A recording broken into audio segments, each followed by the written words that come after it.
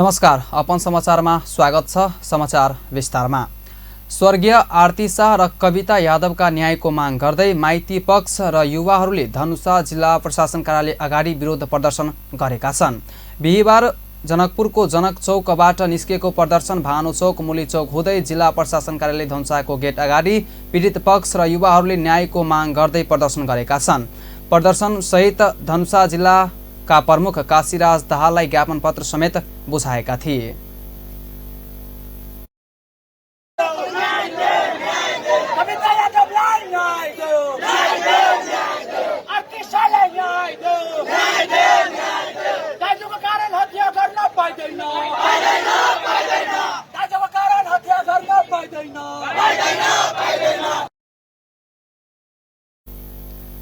करिब 2 महिनाभन्दा बढी दिनदेखि आरती शाहका माइती पक्ष सिंहदरबार अगाडि काठमाडौँमा धरना दिँदै आएका छन्। जनकपुरधाम उपमहानगरपालिका वार्ड नम्बर 9 की आरती शाहका माइती पक्ष झरी सहेर धरनामा समेत बस्दै आएका छन्। लामो समय धरनामा बस्दा समेत सरकारले व्यवस्था गरेपछि उनीहरू बिहिबार जिल्ला प्रशासन कार्यालय धनुषा अगाडि नै प्रदर्शन गर्न पुगेका थिए। सोही क्रममा उनीहरूले जिल्ला प्रशासन कार्यालयका जिल्ला प्रमुखलाई ज्ञापन पत्र बुझाएका छन्। धनुषाको मिथिला बिहारी नगरपालिका वार्ड नम्बर 3 मिथिलेश्वर मौवाही घर भई जनकपुरधाम वार्ड नम्बर 9 थापा चौकमा रहँदै आएकी 22 वर्षीय आरती कुमारी शाहको दाइजोका कारण हत्या गरिएको माइती पक्षको आरोप छ। गत जेठ 7 गते साँझ जनकपुरधाम उपमहानगरपालिका वार्ड नम्बर 9 थापा चौक बस्ने मोती बाबु शाहका श्रीमती 24 वर्षीय आरतीको रहस्यमय मृत्यु भएको थियो। धनुषा प्रहरीले हत्यारालाई जोगाउन खोजेको माइती पक्षको आरोप छ। निष्पक्ष अनुसन्धान र दोषीमाथि कारबाहीको माग परिवारजन र युवाहरूले गरेका छन्। पीडित परिवारलाई उल्टै धनुषाका एसपी विश्वराज खड्का र डीएसपी वेदप्रसाद गौतमले कुटपिट गरेको भन्दै उनीहरूलाई तत्काल कारबाही गर्न पनि माग उनीहरूले गरेका छन्। जे घुसपैठ सब लागल छै में जे घुसखोर प्रहरी सब प्रहरी के कानून विमोचन करवाए के पड़ले और खास करके जे कविता यादव के घर भेले महतरी के मनसियानी नगरपालिका एकर जे दसैं छै दसैं के अष्टमी के रात में एकर श्रीमान कुट ठीक क अनभंग क जनकपुर के सुरक्षा अस्पताल में भाना के सुरक्षा अस्पताल से डायरेक्ट रेफर करके न्यूरो हॉस्पिटल में भाना करके मतलब न्यूरो हॉस्पिटल में 4 दिन आईसीयू में रहले, लेकिन मृत्यु अगर चले एकरा सबके अब पूरे ओकर श्रीमान के अखन ओकर श्रीमान के लिए 1 साल से हम सब देखिए हम सब कोन देश के नागरिक छे कि आदमी के मार दे है आ तैयो उल्टे हमरा सबके आंदोलन करे पड़ी कि ओकरा न्याय दो। एना कहूँ होय कोनो देश में न्याय तो वही हम सब पैदा भ गेल छी। आब केना भ गेल छै नहीं मालूम रहले। एहि के बाद उ सब ऐसे ऊपर जा काठमांडू बेचारी 63 दिन से आंदोलन कर रहा है कि हमरा न्याय दे। ओकर मांग कुछ न है, न्याय नहीं दे रहा है।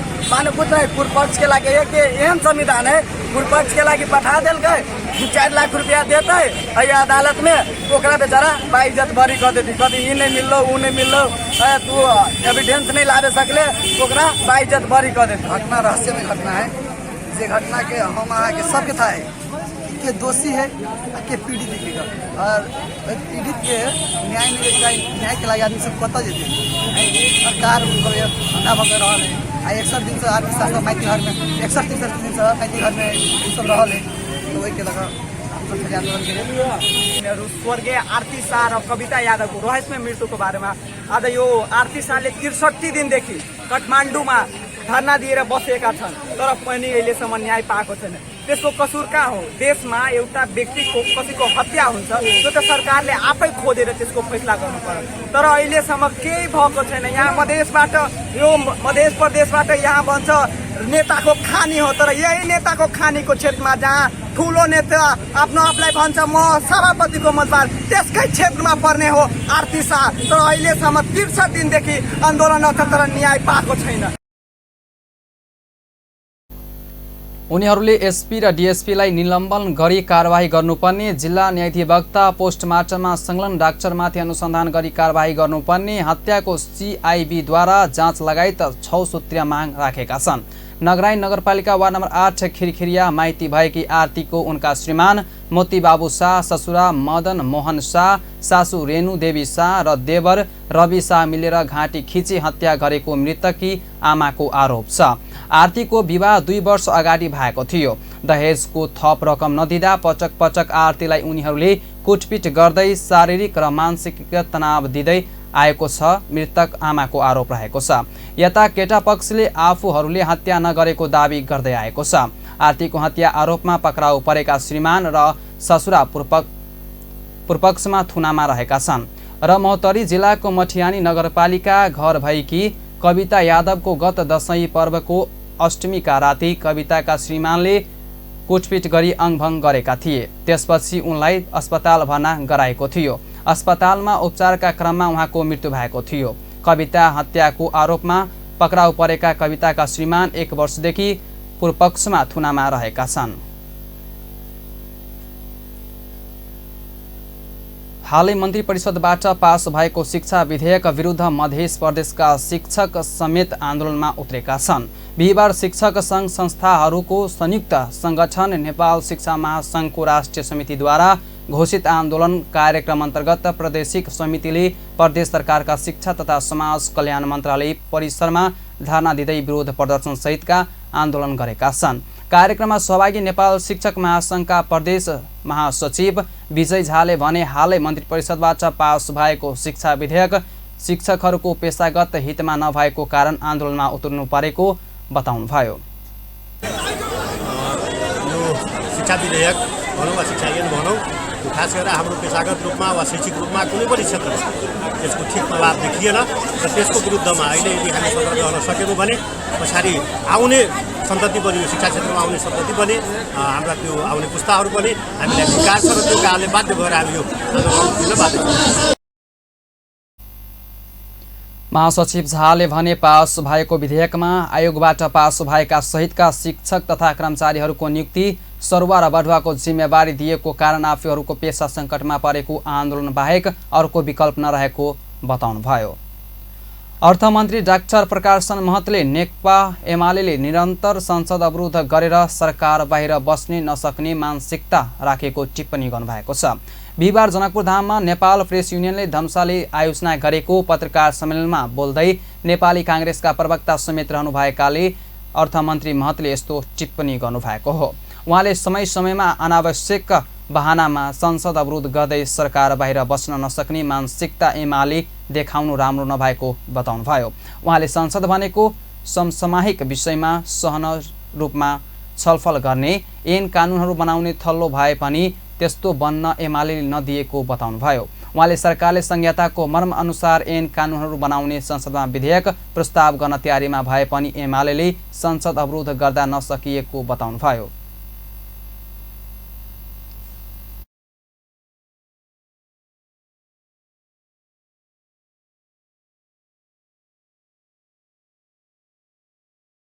बलियो बनाउनु छ, प्रदेश संरचनालाई बलियो बनाउनु छ, कतिपय सङ्घीय कानुन नबनेर त्यसपछि प्रदेश स्थानीय चाहिँ कानुन बन्नलाई अडचन आइरहेछ। थुप्रै कानुन त्यो अनुसारको कानुन ऐनको तयारीमा, त्यसको प्रस्तावको तयारीमा, विधेयकको तयारीमा सरकार लाग्यो।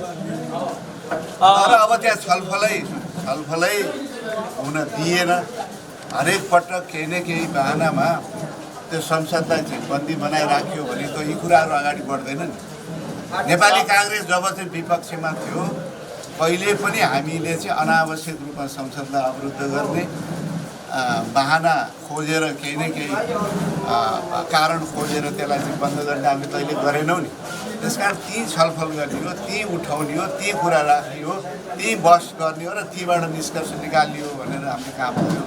त्यसमा हामी के अनुरोध गर्न चाहन्छौँ भने एमाले पार्टीलाई खास गरेर कि तपाईँहरूले पनि सहज रूपमा सरकार बनाउने कुरा संसदको सर्वाधिकार हो।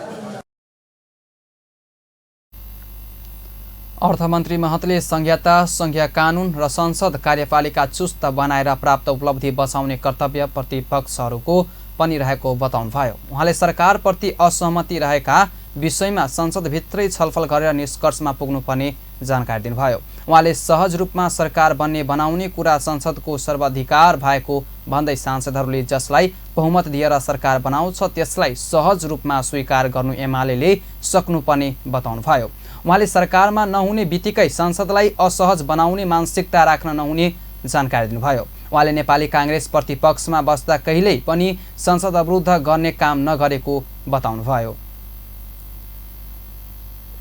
अर्थमन्त्री महतले आर्थिक स्रोतहरू पर्याप्त जुट्न नसकेकाले मधेस सहितका लक्षित भूगोल र क्षेत्रका लागि पर्याप्त बजेट विनियोजन गर्न नसकिएको बताउनुभयो। उहाँले सरकारले मधेस प्रदेशलाई बजेट विनियोजनमा विभेद नगरिएको बताउनुभयो। उहाँले आगामी दिनमा देशको आर्थिक र राजस्व वृद्धि हुने अपेक्षा रहेको बताउनुभयो।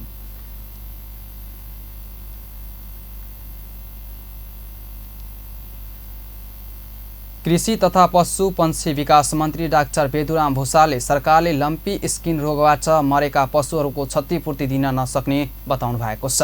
बिहिबार प्रतिनिधिसभा अन्तर्गतको कृषि सहकारी तथा प्राकृतिक स्रोत समितिमा कृषि मन्त्री भुसालले लम्पी स्किनबाट मृत्यु भएका पशुहरूको क्षतिपूर्ति दिन नसकिने बताउनु भएको हो। उहाँले लम्पी स्किन रोग लागेर पशुहरूको मृत्यु भए पश्चात किसानहरूलाई ठूलो क्षति भए पनि त्यसको सम्पूर्ण क्षतिपूर्ति दिने भने नसकिने बताउनुभयो। यद्यपि सरकारको तर्फबाट किसानहरूलाई राहत दिने गरी कार्यविधि बनिरहेको बताउनुभयो। उहाँले सरकारको तर्फबाट राहत उपलब्ध गराउन आधार मापदण्ड र कार्यविधि लगायतका प्रक्रियालाई अगाडि बढाइएको जानकारी दिनुभयो। कार्यविधि पास हुने बित्तिकै राहत उपलब्ध गराउने कृषि मन्त्रीको भनाइ छ।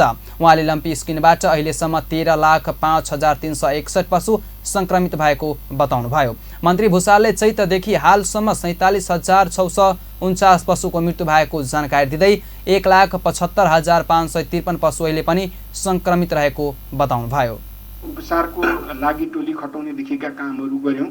तथ्याङ्कहरू लिने, सचेतना बढाउने, सँगसँगै हामीले चाहिँ विभिन्न ब्रोसरहरू बनाएर प्रसार गर्ने, उपचारको गाइडलाइन बनाएर चाहिँ प्रसारण गर्ने लगायतका कामहरू पनि एकातर्फ गऱ्यौँ भने अर्कोतर्फ हामीले चाहिँ भ्याक्सिन आयात गर्ने काम गऱ्यौँ।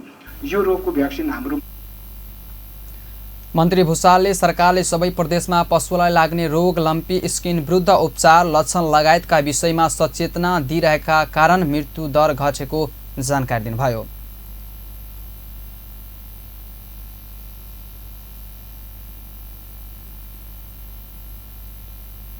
अब सानो व्यावसायिक विश्रामपछि पुनः समाचारमा स्वागत छ। अब बाँकी समाचार। प्रतिनिधि सभा अन्तर्गतको सार्वजनिक लेखा समितिको बैठक गणपूरक संख्या नपुग्दा बस्दै नबसी स्थगित भएको छ। बिहिबार सिंहदरबारमा बोलाइएको संसदीय समितिको बैठक गणपूरक संख्या नपुगेपछि स्थगित गरिएको हो। आजको सार्वजनिक लेखा समितिको बैठकमा बेरुज सम्पर्क परीक्षण सम्बन्धमा छलफल हुने विषय राखिएको थियो। संसदीय समितिको नेतृत्व चयन हुन नसकेको भन्दै प्रमुख प्रतिपक्ष दल नेकपा एमाले बैठक बहिष्कार गरेसँगै समितिमा गणपूरक संख्या नपुगेको हो। बैठक बस्न नसकेपछि सञ्चारकर्मीहरूसँगको कुराकानीमा नेपाली काङ्ग्रेसका सांसद एवं सार्वजनिक लेखा समितिका ज्येष्ठ सदस्य सभापति अर्जुन नरसिंह केसीले अहिले संसद नचलिरहेको समयमा समितिहरू जागरुक हुँदा संसदलाई चलाउन निस्किन सक्ने भएकाले पनि बैठकमा बोलाइएको बताउनुभयो। उहाँले राष्ट्रिय समस्याको रूपमा रहेको बेरुज, आर्थिक हिनामिना र अनियमितता बारे छलफल गर्न लागे पनि कोरमा नपुग्दा बैठक बस्न नसकेको बताउनुभयो। संसद अहिले नचलिरहेको स्थितिमा यो समितिहरू अलिकति एक्टिभ भएर संसदलाई चलाउन पनि कुनै निकास दिन सकियोस् भन्ने पनि दृष्टिकोण हो। किनभने समितिको विश्वव्यापी रूपको प्रचलन भनेको के हो भने ज्येष्ठ सदस्य सभापति केसीले सबै समितिमा सभापति सकेसम्म चारो चयन हुनुपर्ने बताउनुभयो। नेपाली काङ्ग्रेसकी सांसद अर्जुन राणा देउवाले सरकारले पशुमा लाग्ने रोगहरूको अनुसन्धान गर्न जरुरी रहेको बताउनु भएको छ। बिहिबार संसदको कृषि सहकारी तथा प्राकृतिक स्रोत समितिमा सांसद राणाले अहिले पशुहरूमा विभिन्न रोगहरू लागिरहेको भन्दै पशुमा लाग्ने रोगहरूको अनुसन्धान गर्न जरुरी रहेको बताउनु भएको छ। उहाँले उपयुक्त पशु ल्याब स्थापना गर्न सरकारलाई सुझाव दिनुभयो। उहाँले नेपाललाई कृषि प्रधान देश भनिए पनि उपयुक्त पशु ल्याब नहुनु दुःखद पक्ष रहेको बताउनुभयो। सांसद राणाले यो रोग मान्छेमा पनि सर्छ कि क्या हो भन्दै प्रश्न गर्नुभयो। यसमा चाहिँ जिरो बजेट छ भनेर एउटा लाइन यहाँ रहेछ। सो यसमा चाहिँ म हाम्रो डिसिसन मेकिङ यहाँबाट गभर्मेन्टलाई निर्देशन गर्ने बेलामा चाहिँ म सभापतिज्यूलाई यो ल्याब एनिमल हस्बेन्ड्री ल्याब एउटा चाहिँ राम्रो स्तरको बनाउनलाई चाहिँ हामीले यहाँबाट सजेसन गभर्मेन्टलाई दिनुपर्छ कि भनेर म सजेस्ट गर्न चाहन्छु। किन हामी कृषि प्रधान देश, तर एनिमल हस्बेन्ड्री ल्याब या एनिमल हेल्थ ल्याब राम्रो नभएको सुन्दाखेरि अलिकति हामी साँच्चीकै हो कि होइन र हाउ सिरियस आवी भन्ने एउटा कुरा आउँछ र त्यस्तै गरेर अलिकति बृहत अनुसन्धान किन यो बैठकमा नेकपा एमालेका सांसद अमृतलाल राजवंशीले लम्पी स्किनलाई जरैदेखि निर्मूल गर्न सरकारले योजना बनाउनु पर्ने बताउनुभयो। उहाँले सरकारले लम्पी स्किन विरुद्धको खोप ल्याउन सरकारको ठोस योजना ल्याउनु पर्ने बताउनुभयो।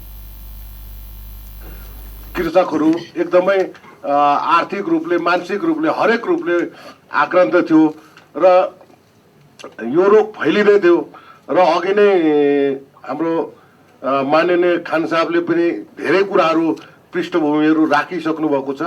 मलाई लाग्छ अब यो रोगलाई अब हामीले जडैदेखि कसरी निर्मूल गर्ने यतापट्टि सरकारको मन्त्रीज्यूको मन्त्रालयको के योजना छ कि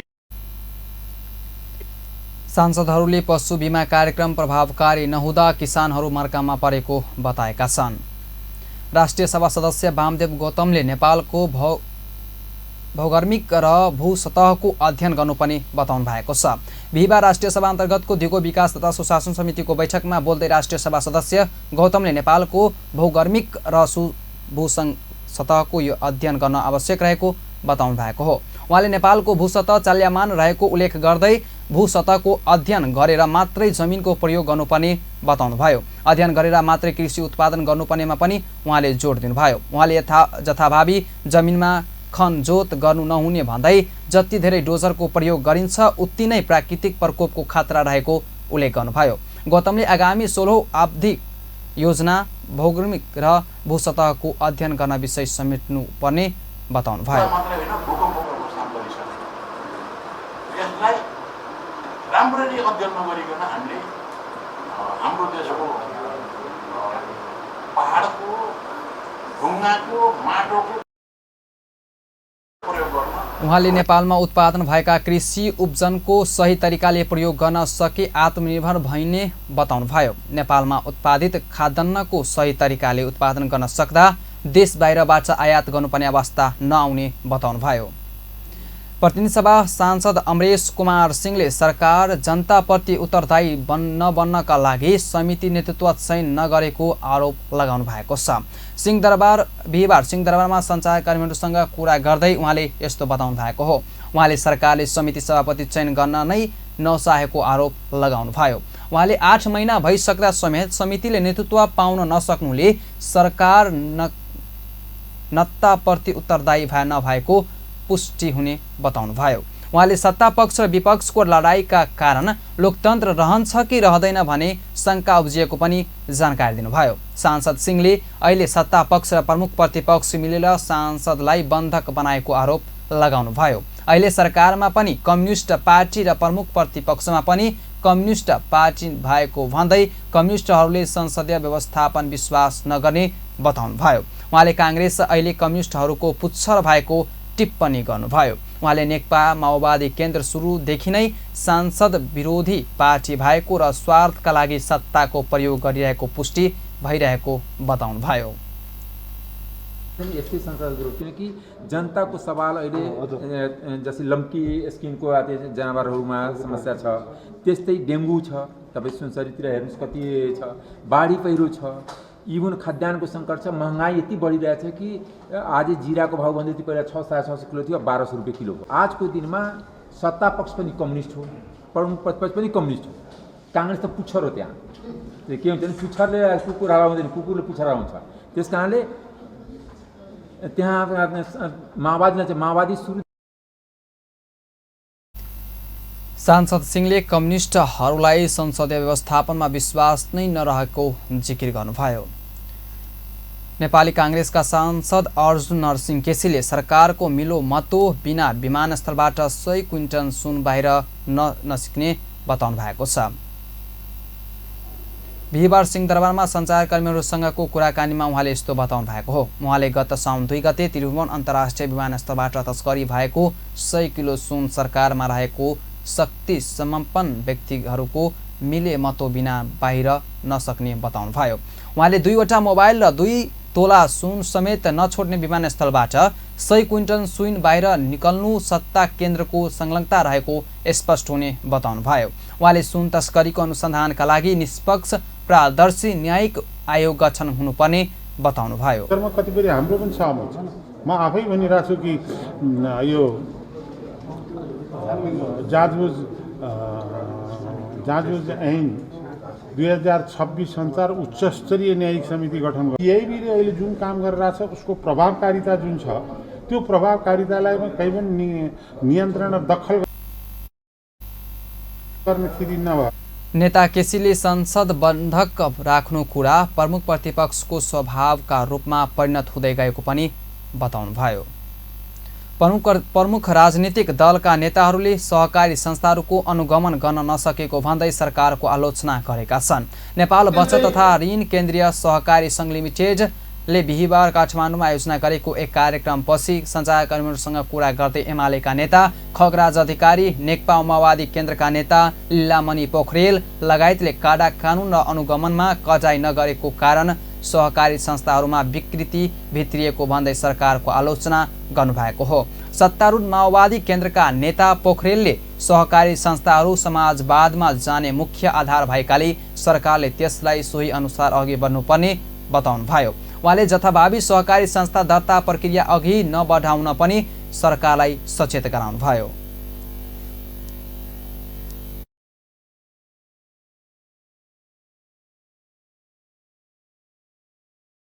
दर्ता गर्ने प्रक्रिया सरकारको जुन दर्ता निकाय हो त्यसले त्यो योग्य छ कि छैन, त्यसमा स्किल छ कि छैन भन्ने। यता एमालेका नेता खगराज अधिकारीले नेपाल सरकारले ध्यान नदिएका कारण सहकारी संस्थानमा विकृति भित्रिएको आरोप लगाउनुभयो। उहाँले सहकारी संस्थाहरूको उचित परिचालन हुने गरी कानुन संशोधन गर्न पनि सरकारसँग माग गर्नुभयो। सरकारले सहकारी संस्थाहरूलाई आवश्यक सहुलियत र सुविधाहरू पनि उपलब्ध गराउनु पर्ने नेता अधिकारीको भनाइ थियो। नेता अधिकारीले केही सहकारी संस्थाहरूको कमजोरीलाई लिएर सबै सहकारी उस्तै हुन् भन्ने भनाइ सही नभएको पनि बताउनुभयो। नेपाल बचत तथा ऋण केन्द्रीय सहकारी सङ्घ लिमिटेडका पूर्व अध्यक्ष केशव बाजाले सहकारीबारे गहिराइमा पुगेर बुझ्न र त्यसको सचित व्यवस्थापन हुने गरी नीतिगत निर्णयहरू गर्न सरकार, संसद र राजनीतिक दलहरूलाई आग्रह गर्नुभयो। उहाँले संविधानमा व्यवस्था गरे अनुसारको समाजवाद उन्मुख अर्थतन्त्र निर्माणका लागि सहकारी विकल्प नभएको पनि स्पष्ट पार्नुभयो। कार्यक्रममा बोल्दै कानुनविद काशीराज दाहालले सहकारी क्षेत्रमा देखिएको विकृति अन्त्य गर्नका लागि कानुनमा सुधार र नियमको कामलाई सरकारले प्रभावकारी बनाउनु पर्ने सुझाव दिनुभयो। उहाँले यस क्षेत्रको सुशासन प्रबन्धनका लागि सहकारी अभियानकर्ताहरूले विशेष ध्यान दिनुपर्ने आवश्यकता पनि उल्ल्याउनुभयो। कानुनविद दाहालले सहकारीको रकम हिनामिना गर्नेहरूमाथि कारबाही गर्न पनि सरकारको ध्यान आकर्षण गराउनुभयो। अमेरिकाको माउ जङ्गलमा लागेको डडेलोका कारण मृत्यु हुनेको सङ्ख्या 110 पुगेको छ। बुधबार साँझसम्म हवाई राज्यको माउजमा लागेको अडेलोले 110 जनाको ज्यान गएको हवाई राज्यका मेयर जोस ग्रिनले बताउनु भएको छ। जोसले भूभाग मध्य बुधबारसम्म 38% भूभागमा खोजी गरिसकेको बताइएको छ।